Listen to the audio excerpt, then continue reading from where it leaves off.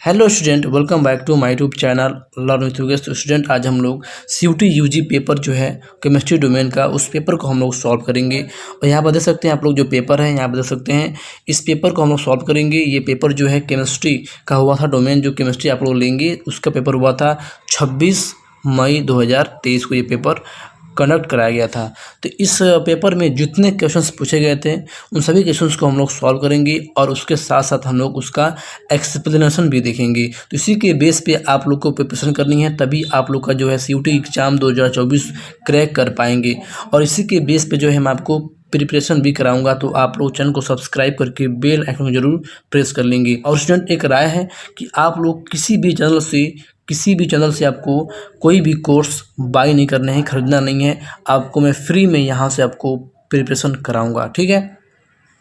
देखिए, इस पेपर में जो है कि 50 क्वेश्चंस जो है पूछे गए थे और 50 क्वेश्चंस में आपको केवल 40 क्वेश्चंस करना था और एक क्वेश्चन जो है +5 नंबर का था। यानी कि अगर 40 क्वेश्चन हो गया तो कितना हो गया, टोटल 200 मार्क्स का ये पेपर होता है। और देखिए, अगर एक क्वेश्चन आप लोग सही करेंगे तो +5 नंबर मिलेगा, अगर एक क्वेश्चन आप गलत करेंगे तो उसका 1 नंबर कट जाता है। ये सारी चीज़ें जो है आपको यहाँ पे देखने को मिल जाएगा। यहाँ पे आप लोग देख सकते हैं, ठीक है। यहाँ पर आप ये सब चीज़ें देख सकते हैं कि कितने क्वेश्चन होती हैं, कितने क्वेश्चन करना है, कितने नंबर के होते हैं सही करने पर, और रॉन्ग करने पर कितने नंबर जो है कट जाते हैं, ठीक है। आइए हम लोग क्वेश्चंस को सॉल्व करते हैं।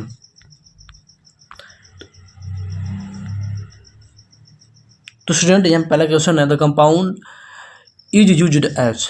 इस कंपाउंड का यूज हम कैसे करते हैं, तो इसका आंसर हो जाएगा एनालिसिस 3 द करेक्ट आंसर, ठीक है। इसका एक्सप्रेशन क्या है, कंपाउंड क्या है, इसका नाम है एस्पिरिन और ये किस का पार्ट है, तो ये सैलिसिलिक एसिड का एक कंपाउंड है।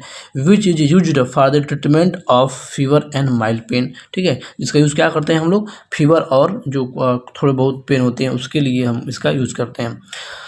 सेकंड क्या है क्वेश्चन, यहाँ पे आप देख सकते हैं, A small amount of CF2 is added in electrolytic reduction of Al2O3 dissolved in fused chloride। तो क्या होगा, option A, B, C, D। तो इसका आंसर जो होगा सी डी होगा, यानी कि 4 इज द करेक्ट आंसर। कैसे, सी क्या होगा, या मिक्सर जो कनेक्टिव जो होगा उसका जो चालकता होगी, कंडक्टिविटी जो होगी वो बढ़ जाती है, ठीक है। इसका हम देख सकते हैं सीधे एक्सप्लेनेशन। यहाँ देख सकते हैं कि A small amount of CF2 is added in electrolytic reduction of Al2O3 dissolved in fused cryolite because it enhanced the electrical conductivity, ठीक है। जो हमारा इलेक्ट्रिकल कंडक्टिविटी है ये इसको इन्हेंस बढ़ा देता है, ठीक है।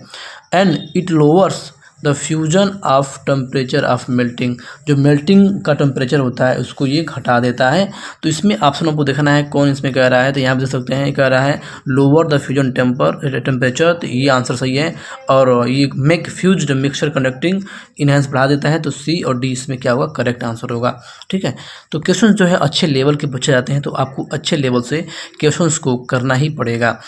यहाँ पर देख सकते हैं क्वेश्चन नंबर जो 3 पूछा है, ये क्लास 12th का एक चैप्टर है, कोऑर्डिनेशन कंपाउंड।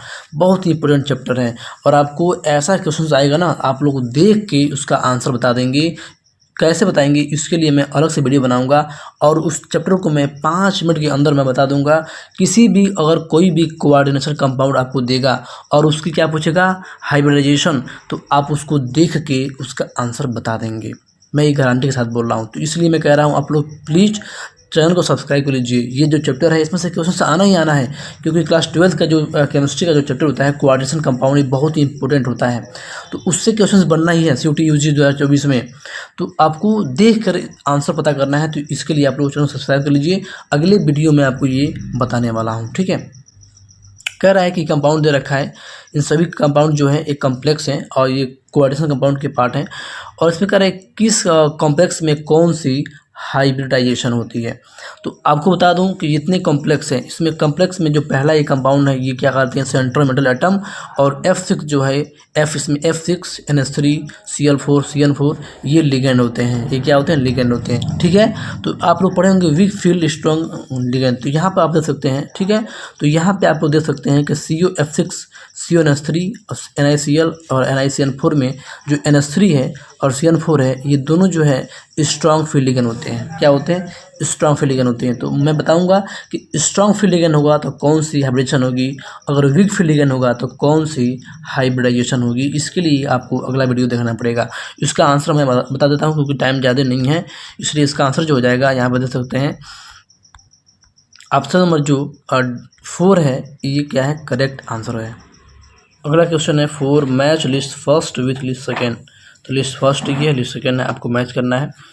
यहाँ पर देख सकते हैं लिस्ट फर्स्ट में दिया है क्लोरोसिनॉल प्लस टर्पिनॉल और पेनिसिलिन, आइप्रोनाइजिड और एस्पिरिन, ये दिया है। ये किसका लिस्ट 2 में देखेंगे हम लोग।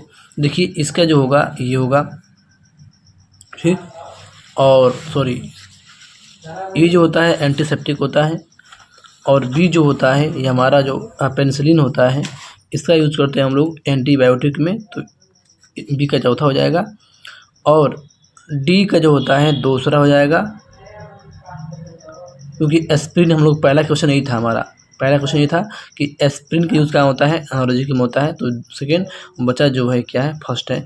तो इसका आंसर क्या हो जाएगा? ए का तीसरा, बी का चौथा और सी का पहला और डी का दूसरा। तो option 2 is the correct answer.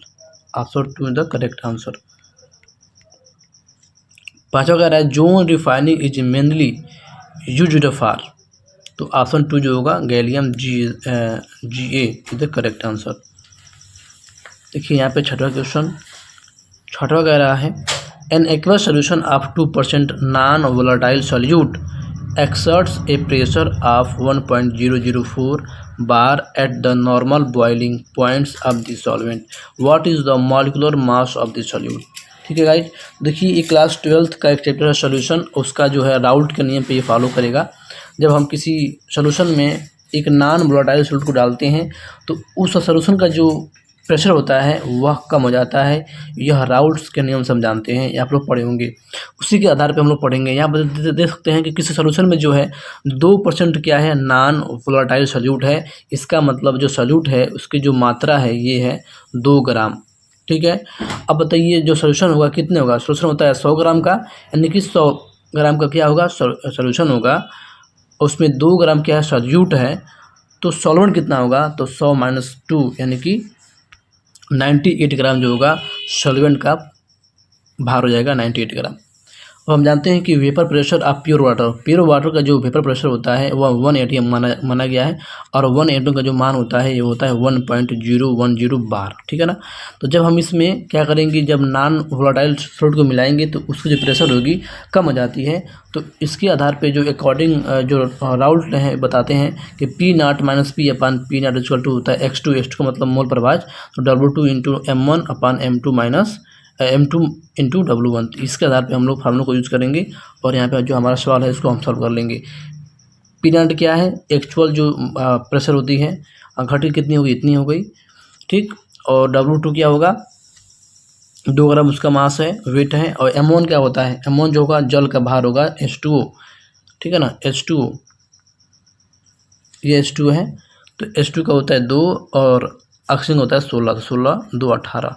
तो मॉलिक्यूलर मास ऑफ H2 कितना होता है? 18। ठीक है, और यहाँ देख सकते हैं यहाँ पे M2 हो गया, M2 पूछ ही रहा है, मॉलिक्यूलर मास पूछ ही रहा है, और W1 का मान कितना दिया है? 98, किसका? सॉल्वेंट का। तो यहाँ पर मान रख देंगे, हमको मॉलिक्यूलर मास मिल जाएगा। तो इसका आंसर हो जाएगा 41.35 ग्राम। ठीक है, तो इसका आंसर ये आपको यहाँ पे देखने को मिल जाएगा। Option number 1 is the correct answer. ठीक है, तो अगला क्वेश्चन करेगा इस solution of KN4 is reduce to various product PQR depending upon the pH of the solution. ठीक है, कह रहे हैं कि KN4 जो सोल्यूशन है यह जो है अलग अलग प्रोडक्ट के लिए यूज होता है, उसके pH के लिए, pH के आधार पर। अगर pH मान लीजिए इसका क्या है? 7 से लेस है, at pH < 7 it is reduced to colourless substance P। P को जो है कलरलेस है उसको क्या करता है? रिड्यूस कर देता है। At pH = 7 it form a brown precipitate Q।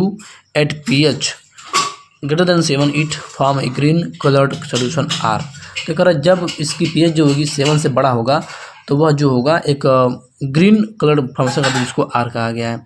ठीक है, 7 pH पे क्या बना रहा है? Q बना रहा है, और < 7 से क्या बना रहा है? P बना रहा है। तो अब आपको मिलाना है, एक क्वेश्चन आपको दे रखा है, यहाँ पे दिया है PQR। ठीक है, तो ये देखिए इसमें क्या होता है, अगर 7 से pH का सोल्यूशन का जो pH होगा अगर 7 से कम होगा, उस केस में जो Mn2+ होता है ये उसको रिड्यूस कर लेता है, कलरलेस कर देता है। बाकी इसका जो है ब्राउन बनाता है और इसका जो होता है ग्रीन कलर देता है। तो यही आंसर हो जाएगा PQR, ठीक है ना, PQR हो जाएगा। Option 1 is the correct answer. और इसका जो है एक्सप्लेनेशन आपको यहाँ पे पढ़ लेना है। देखिए यहाँ पे अगला क्वेश्चन है, molecules are the constituent particles of molecular solid, identify the molecular solid amongst the following. इसमें से कौन सा आंसर होगा? तो 1 इज द करेक्ट आंसर। इसका जो है एक्सप्लेनेशन यहाँ देख सकते हैं, molecular solid are the solid in which smaller number of atom strongly bonded together, that is CO2, SO2, H2, naphthalene, gasoline, etc। ठीक है, तो SO2 क्या हो जाएगा, इसमें से आंसर हो जाएगा 1 इज द करेक्ट आंसर।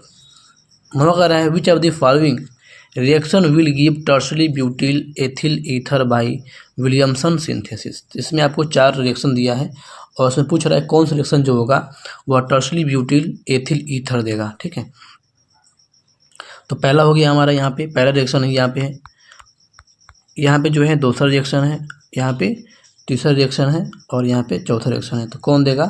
तो इसका आंसर हो जाएगा 1, option 1 is the correct answer.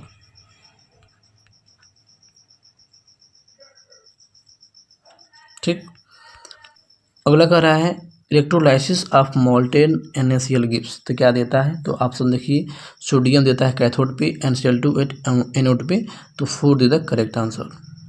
इसको याद कर लेंगे, जब हम NaCl का हम क्या करते हैं, इलेक्ट्रोलाइसिस कराते हैं, तो यह कैथोड पे सोडियम देता है और एनोड पर क्लोरीन देता है। तो इसको आप लोग अच्छे से ध्यान से याद कर लेंगे, ये आपका रिएक्शन होता है। ठीक, क्वेश्चन नंबर 11 का रहा है विच 2 transition metal ions has same 3D electronic configuration. तो गाइज ये भी बहुत ही इंपॉर्टेंट चैप्टर है और ये जो है क्लास 12 का ही सब लिया गया क्वेश्चन।